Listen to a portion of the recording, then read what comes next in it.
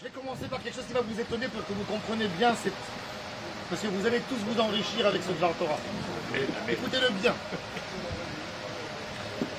Rabbi nous dit que quand quelqu'un a des animaux, des moutons, des chèvres, un chat à la maison, un chien, peu importe. Un lapin. Un hamster, un chien. Des fourmis. Et il est mort l'animal avant le temps, c'est que ce monsieur n'a pas bien fait sa souka. L'animal, il est mort avant le temps. Ouais. Oui.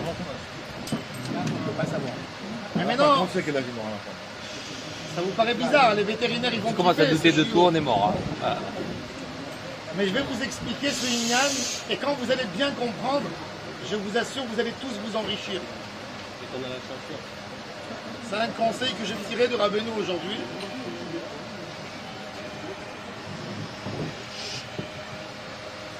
Vous savez que dans la Kabbalah, on a 10 sphères. Tout le monde connaît les 10 sphères. Le Keter, on descend à la Malchut. Je ne vais pas rentrer dans les détails. En fait, c'est quoi la sphère? Pourquoi on appelle ça des sphères et pourquoi on n'appelle pas ça directement Hachem? Qu'est-ce qu'on a besoin de lui faire des sphères à Hachem? Les sphères, c'est par rapport à nous. Comment nous, on va récupérer une lumière. De la même manière que le sphère, c'est un chiffre. C'est d'ailleurs les mêmes lettres. Sphère, chiffre. On différencie le 6 du 7 et le 7 du 8, etc. On a quelque chose qui est plus détaillé dans la Kabbalah. Ça s'appelle le partouf, le visage. Pour essayer de différencier entre deux hommes qui mangent, qui boivent et qui parlent, ils ont un visage différent. Ce qui va faire un caractère. Dans la Kabbalah, on a 5 visages principaux. Il y a Ari Hantin, c'est un visage qui n'est pas déterminé par rapport aux autres. Après, on a le père, la mère, l'enfant, le petit, et son épouse. On parle toujours de Abba et de Ima. Le Ima dans le Shem Hashem, il correspond à la lettre He du nom divin. C'est quoi pour nous une maman? Qu'est-ce que ça représente pour nous tous une mère? Si on voudrait définir une maman en un seul mot, comment on aurait défini une mère? L'amour. L'amour. Vous dites l'amour. Plus fort encore, même le père il aime. La vie nourricière. Tout. Protection. Protection, tu vas plus, un peu plus. Don de soi, don de soi. La maman, avant d'amener son fils dans le monde, qu'est-ce qu'elle fait? Elle le garde dans son corps 9 mois. C'est-à-dire la maman, elle couve. Elle couve. Elle couve. Dans les partoufim de la Shekhinah, par rapport aux humains, il y a une image qui s'appelle Ima, qui est la souka, qui nous couvre. Elle nous couvre. Kadosh Baruch Hu fait quelque chose d'incroyable, une différence incroyable entre l'homme, les humains et les animaux.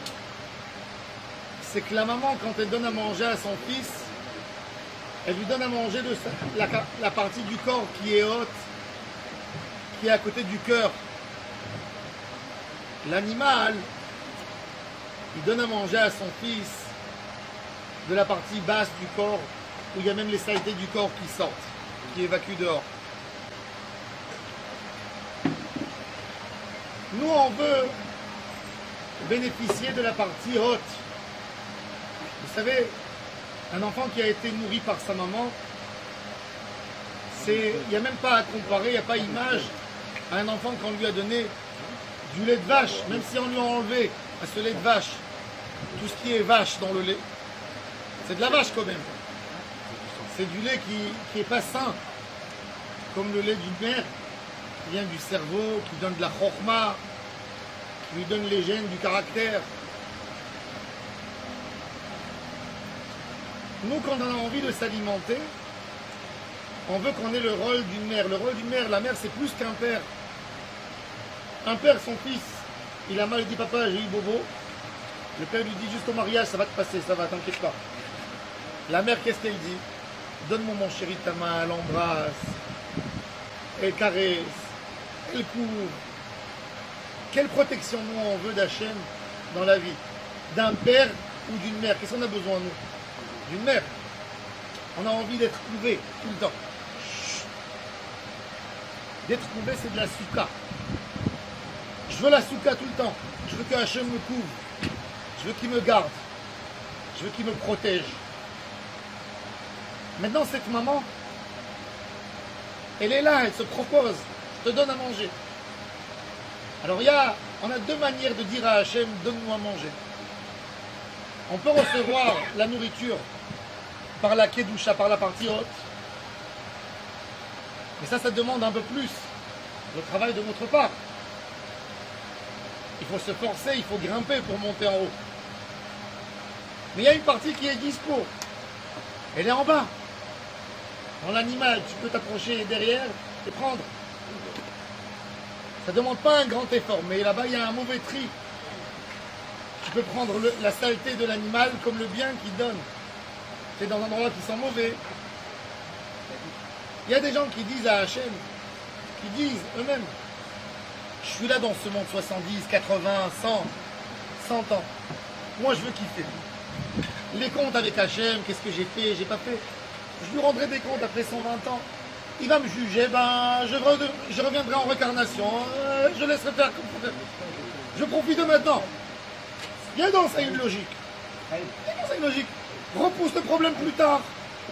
Essaye de pousser ce que tu peux. Profites-en. Mais il y a un problème. Parce qu'il faut savoir que même l'animal, quand l'animal est censé donner à manger à un humain, il va essayer de s'adapter pour lui donner quand même. Parce qu'un humain ne peut pas être alimenté de la même manière qu'un animal peut être alimenté. Aujourd'hui, on découvre que le laitage, c'est la chose la plus dangereuse pour l'homme. C'est pour ça que les Tunisiens et les Marocains, ils ne prennent pas de lait. Parce que c'est dangereux. Quoi, tu veux manger ce qu'un veau mange pour développer? C'est un veau ou tu es un homme? Problématique. L'animal, quand il veut s'adapter à l'homme, il essaye d'enlever des choses de lui-même. Rabbeinu, il dit ce qui va lui causer à lui-même de mourir, de ne pas résister. Parce qu'il va déformer toute sa manière de donner. Donc dans le Olam Hazé, quand nous on veut tirer des choses qui ne sont pas selon la volonté d'Hachem, mais on veut prendre du bas, on dit, ça y est, Hachem il dit, tu vas avoir un succès, mais un succès qui va partir rapidement. Ça ne va pas rester. De la même manière que le cerveau commande le corps, que Dieu présente quand quelqu'un il fait un AVC, son doigt veut bouger, mais il ne peut pas bouger. Il ne reçoit pas l'ordre du cerveau. C'est-à-dire que le spirituel, en réalité, domine le matériel. Et je vais expliquer. Quand un juif il fait la volonté d'Hachem, quand le juif il marche dans la rue, et il y a de l'argent dans la poche de quelqu'un d'autre qui passe en face, l'argent, elle dit, j'ai envie d'être dans la poche de ce tzaddik. Yaakov Avinu, quand il est parti dormir la nuit, avant d'aller chez Lavan, il a pris des pierres pour mettre sous sa tête. Toutes les pierres, elles se disputaient entre elles sur qui le tzaddik qui va mettre sa tête. Il a pris des pierres au début de la nuit. Quand le matin il s'est réveillé, c'est devenu une seule pierre. Ah là, Yanniar tzaddik est trop chaud.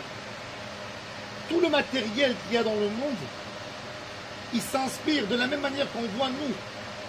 Quand tu marches dans un désert et tu vois un buisson, c'est-à-dire que le sable dans cet endroit, il a voulu s'associer à la terre pour faire sortir quelque chose de plus élevé. Une plante.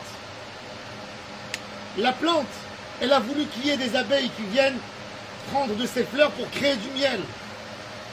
L'animal qui vient, qui se met à la disposition de l'homme pour monter plus haut. Donc c'est pas à nous d'aller les chercher en bas, c'est à eux de venir chez nous, en réalité. Si on était nous un exemple d'Avodat Hashem, le matérialisme courrait vers nous pour lui donner une Géoula, pour l'aider. Pourquoi le matériel se sauve de nous? Parce que nous, on ne veut pas s'alimenter du matériel, de notre spiritualité, et on vient chez lui. Maintenant, lui, il sait qu'il ne peut pas nous nourrir, nous donner ce qu'on a besoin vraiment. Il a besoin de se couper des pieds et des mains pour nous donner. Donc il se sauve. Et c'est pour ça Et la Gemara elle dit que celui qui fait de la construction, il a des problèmes. Pourquoi? Parce qu'il touche la pierre. La pierre, elle lui dit, tu viens me donner de la spiritualité ou tu viens me prendre ma matérialité pour toi? Ah, tu veux prendre ma matérialité? J'ai un prix moi aussi à demander. Je vais t'embêter. Ça sera au-dessus de tout ce que tu t'imaginais. Tu t'imaginais que ça allait te coûter ça, ça va te coûter 2 fois plus. Si nous, on va prendre et on va lui dire, je vais te donner de la spiritualité, j'ai même pas besoin de courir vers elle, elle vient vers moi pour me demander de l'aider.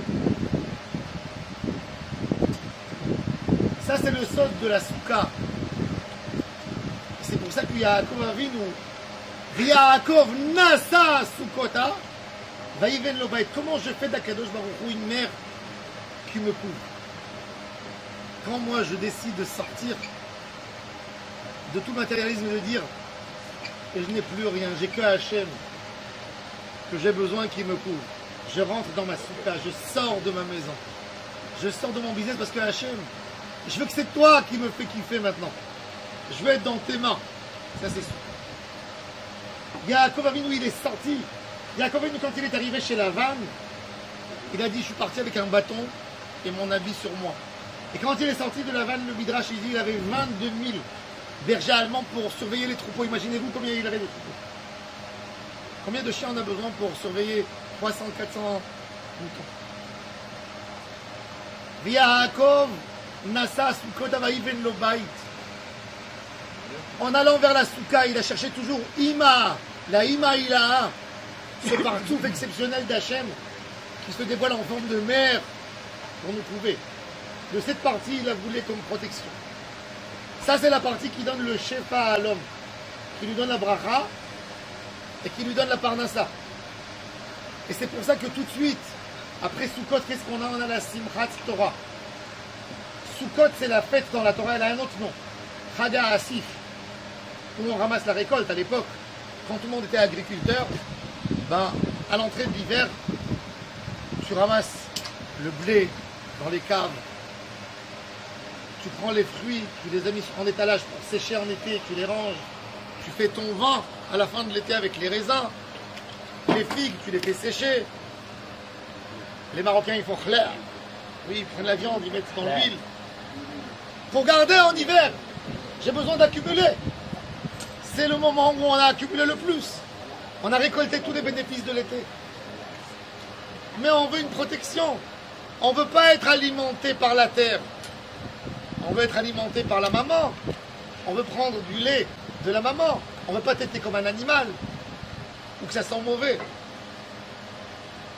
Quand vous avez un rendez-vous, et là je passe au secret. Il y a quelqu'un qui vous propose une belle affaire. Qu'est-ce qu'ils font malheureusement les gens? Ils ont un rendez-vous important de business. Il dit, je ne peux pas prier aujourd'hui, Betsibourg. J'ai mon rendez-vous à 9h. Il faut que je sois à temps. Je ne peux pas aller au chiot. Tu veux réussir, lève-toi 3 heures avant. Fais mikvé, fais net. Et fais 1 heure d'étude pour que Hachem t'ouvre les yeux pour bien réussir. Après, va dans ton rendez-vous. Venez chez moi et vous allez voir. Je m'engage une réussite. Sûr. Pourquoi? Parce que tu as amené la Ima. Ima, c'est Torah. Ima Ilaha, tu l'as amené. Elle est là en train de te prouver. Il y a quelqu'un qui peut te faire du mal. Mais quand tu as décidé, toi, de manger autre part, chez l'animal, où tu manges en bas, ou qu'elle fait sortir ses saletés, tu sais pas qu'est-ce qu'elle va te donner à manger aujourd'hui. Ça, c'est Souka. Souka, c'est la Ima, c'est une image de ce qu'Akadosh Baruch Hu veut qu'on prenne avec nous. Akadosh Baruch Hu nous dit, le secret, le succès, c'est la Souka en réalité.